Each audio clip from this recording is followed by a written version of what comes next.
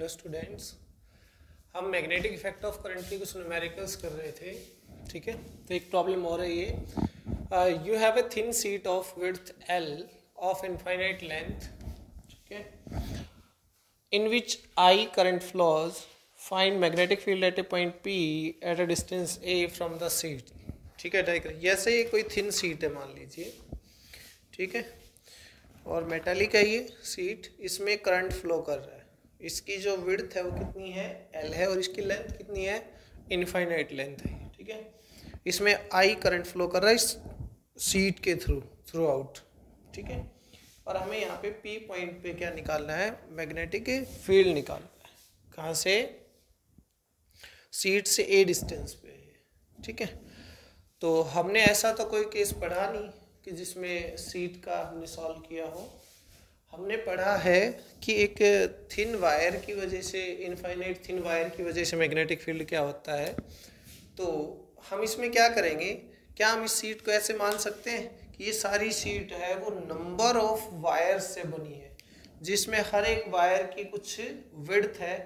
ठीक है, क्योंकि अगर आप विड्थ कंसीडर नहीं करेंगे उस वायर की तो ये शीट नहीं बनेगी।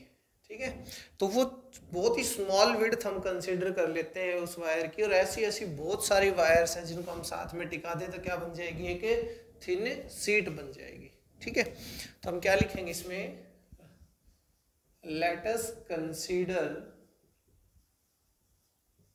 That this thin sheet is made up of number of thin wires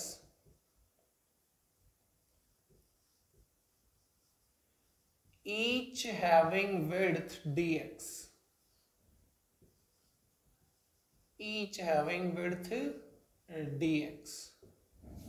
okay, हमारे पास हमने कंसिडर कर लिया इसमें ये जो वायर है, जो शीट है, ये बहुत सारी वायर से बनी है, जिसमें हर एक वायर की विड्थ कितनी है, dx, और dx ऐड होके टोटल क्या बन जाएगा, वो बन जाएगा हमारे पास L विड्थ बन जाएगी। ठीक है, कंसीडर वन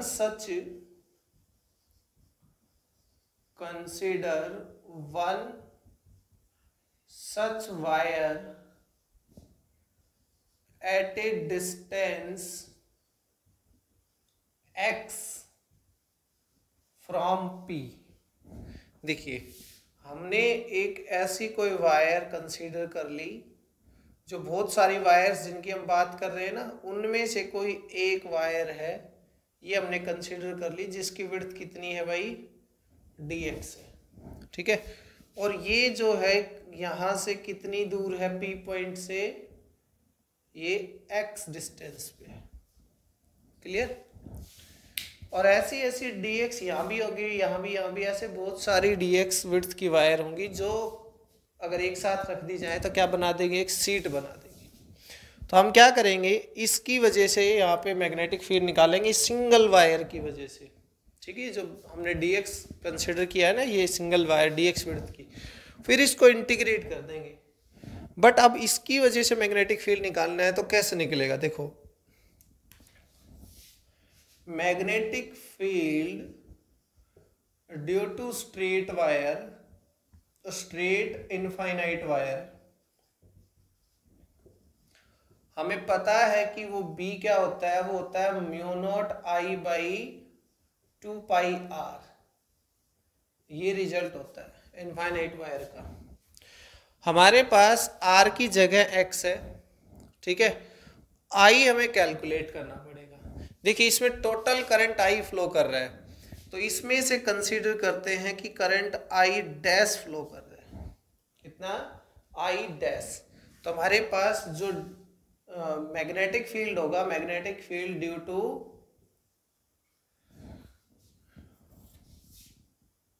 कंसीडर्ड वायर,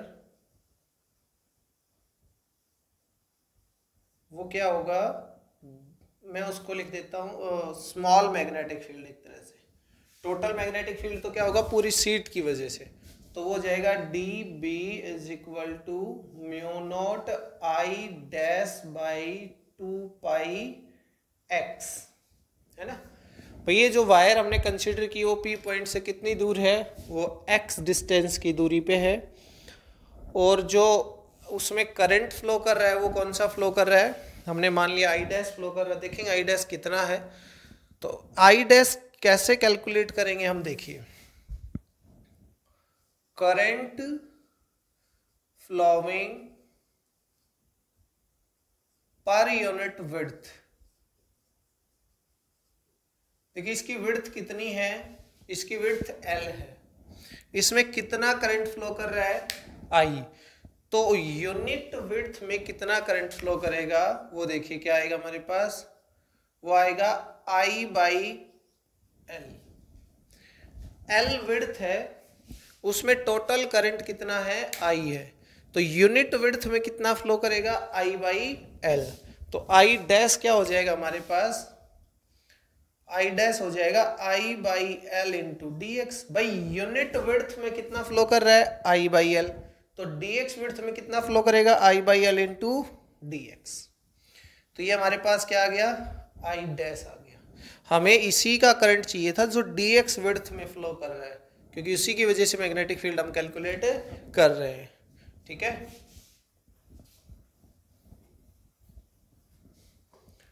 तो I डैश की इसमें वैल्यू पुट करते हैं, क्या आ जाएगा, dB is equal to mu naught, I dash हो जाएगा हमारे पास I/L इंटू dx, 2π, देखिए 2πx, और साथ में L है ये I/L वाला, और साथ में है dx। ओके, ये तो आया स्मॉल फील्ड। इस एक कंसिडर्ड वायर जिसकी विड्थ कितनी है dx, उसकी वजह से मैग्नेटिक फील्ड इतना आया। अब हमें चाहिए मैग्नेटिक फील्ड किसकी वजह से, पूरी सीट की वजह से। तो इसको इंटीग्रेट कर देंगे, कहाँ से कहाँ, देखिए x डिस्टेंस यहाँ से है जो dx विड्थ का वायर है यहाँ पे, लेकिन अगर हम देखें तो x जो है वो वेरी करेगा यहाँ से लेके यहाँ तक। ये वायर यहाँ भी हो सकती थी, ये वायर यहाँ भी हो सकती है, बिल्कुल यहाँ होगी तो x की वैल्यू a होगी, और बिल्कुल यहाँ एंड पे होगी तो x की वैल्यू देखो क्या होगी, a+L होगी। रेफरेंस कौन है, P है। अगर ये वायर dx इसके इस एंड पे होती तो x की वैल्यू होती a, और अगर यही dx इस एंड पे है तो x की वैल्यू हो जाएगी a+L। तो हम इसको इंटीग्रेट कर देते हैं a से a+L। टोटल मैग्नेटिक फील्ड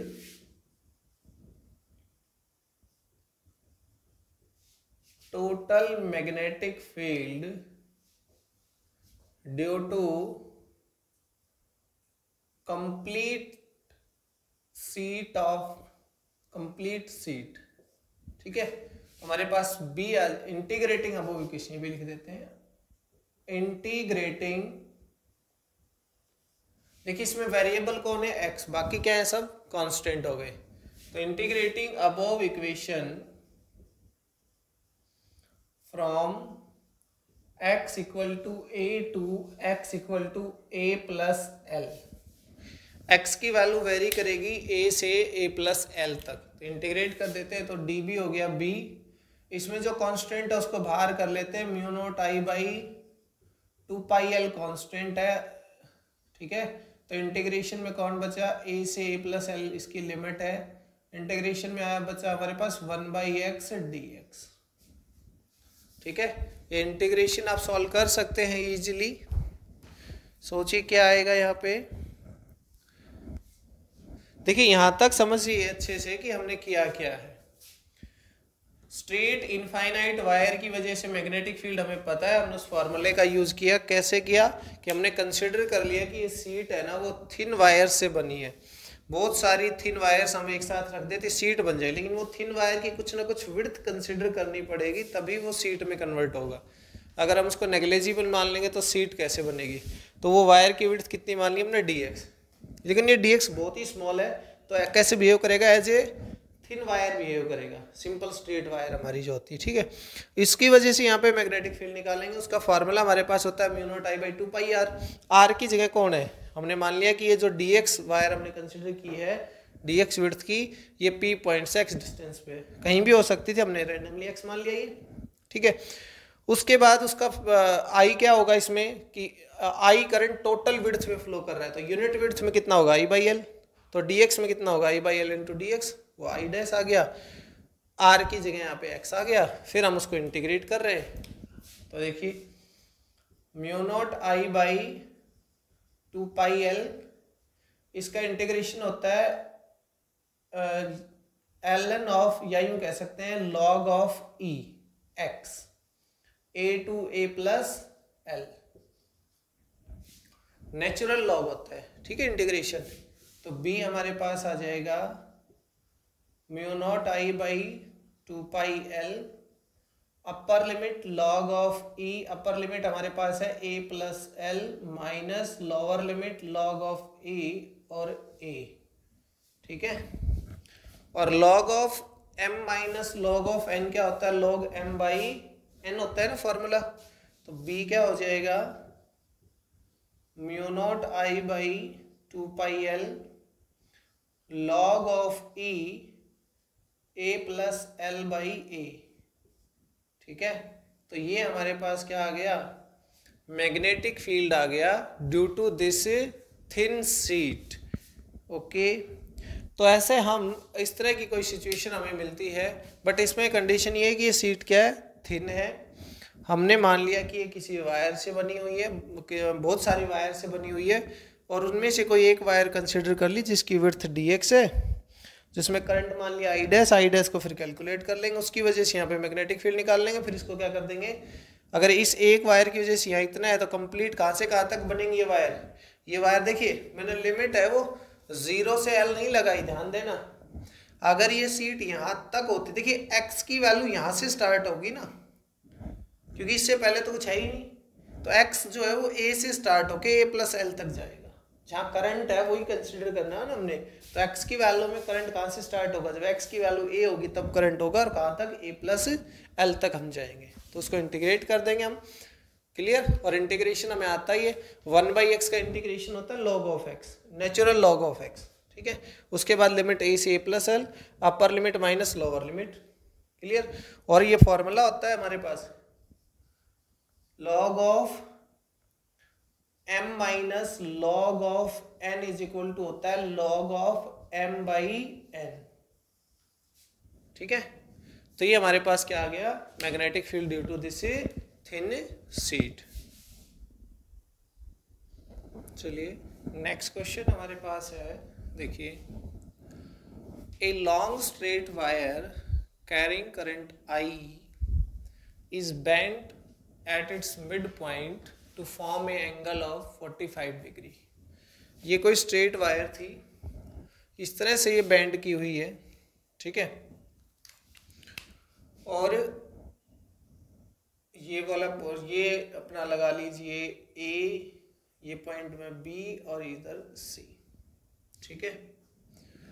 तो पूछा क्या है कि मैग्नेटिक इंडक्शन निकालना है या मैग्नेटिक फील्ड निकालना है, कहाँ पे, पॉइंट P पे, जो एक कैपिटल R डिस्टेंस पे है, राइट। तो देखिए ये इसको मैं सेगमेंट 1 कह दूं वायर का, और इसको सेगमेंट 2। तो जब देखते हैं कि जो सेगमेंट 2 है वायर का, उसके तो लाइन पे लाई कर रहा है P पॉइंट, स्ट्रेट वायर है, इसी के लाइन पे लाई कर रहा है कौन, P पॉइंट, तो इसकी वजह से तो मैग्नेटिक फील्ड क्या होगा, 0। Magnetic field due to segment 2 is 0 at P because it lies on the axis of BC conductor. It lies on the axis, or we can say that line of conductor BC, ठीक है। तो B2 तो हमारा हो गया 0, clear. बच गया कौन सा, हमारा बच गया B1 जो AB कंडक्टर की वजह से। तो देखिए इसको हम एक्सटेंड करते हैं, हमारे पास फॉर्मूला होता था, याद रखिए B is equal to mu naught I by 4 pi a perpendicular लिख देता हूं मैं इसको, a perpendicular sine phi 1 plus sine phi 2। जो ए परपेंडिकुलर का मतलब क्या था कि जो डिस्टेंस होगी वो हमेशा perpendicular from the line of the conductor होगी पी पॉइंट की, और फाई 1 क्या होगा, एंगल फाई 1 और phi 2 angle with the perpendicular by the edges of the wire और इन द अपोजिट सेंस। ठीक है, तो देखिए जो पी पॉइंट है और ये जो आर डिस्टेंस है, इस कंडक्टर के ये आर परपेंडिकुलर नहीं है, तो मैं इसको एक्सटेंड कर लेता हूं। देखिए ऐसे इस कंडक्टर की लाइन को मैंने एक्सटेंड किया और यहां से इसके ऊपर एक परपेंडिकुलर डाल दिया, एक परपेंडिकुलर मैंने ड्रॉ किया यहां से, तो ये 90 डिग्री बन गया। इसका मतलब है कि मुझे ये वाली स्मॉल आर ना, ये डिस्टेंस चाहिए। ठीक है, और एंगल ऑफ एलिसिन देखिए ये 45 है, तो ये भी क्या होगा 45, तो ये भी क्या होगा 45, क्योंकि ये क्या है 90 है ना। तो मुझे चाहिए फाई 1। देखिए एक तो मेरे पास क्या आ गया, ए परपेंडिकुलर तो आ गया मेरे पास आर, इस आर के वैल्यू भी मैं कैलकुलेट करूंगा। ठीक है, उसके बाद चले अभी साथ साथ कर लेते हैं। देखिए एक ट्राइंगल है हमारे पास, ये 45 में इसको हटा देता हूँ, ट्राइंगल है, ये वाला एंगल हमारे सामने है। ठीक है, तो हम इसमें से क्या करें, देखिए ये वाला हमें पता है, देखो एंगल के सामने वाला परपेंडिकुलर होता है, ये वाला बेस है और ये वाला क्या हो जाएगा हाइपोटेन्यूस। ठीक है, तो मुझे बेस फाइंड आउट करना है, मुझे हाइपोटेन्यूस पता है, तो क्यों ना मैं cos 45 लिखूं। cos 45 क्या होगा, बेस अपॉन हाइपोटेन्यूस, मतलब r by capital R, base upon hypotenuse, angle के सामने वाला परपेंडिकुलर, तो r बाई कैपिटल R, तो स्मॉल r क्या हो जाएगा r cos 45, तो r बाई रूट 2, तो हमारे पास a परपेंडिकुलर हो गया r बाई रूट 2। ठीक है, चाहते तो आप सीधा यहाँ पे a परपेंडिकुलर लिख देते, इसको कोई दिक्कत नहीं थी। अब मुझे चाहिए फाई 1।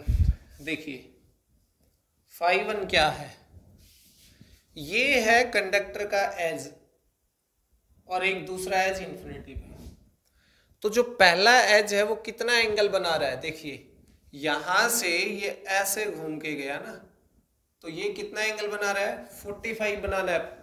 ये वाला एज परपेंडिकुलर के साथ कितना एंगल बना रहा है 45, तो फाई 1 क्या हो जाएगा हमारे पास 45 डिग्री।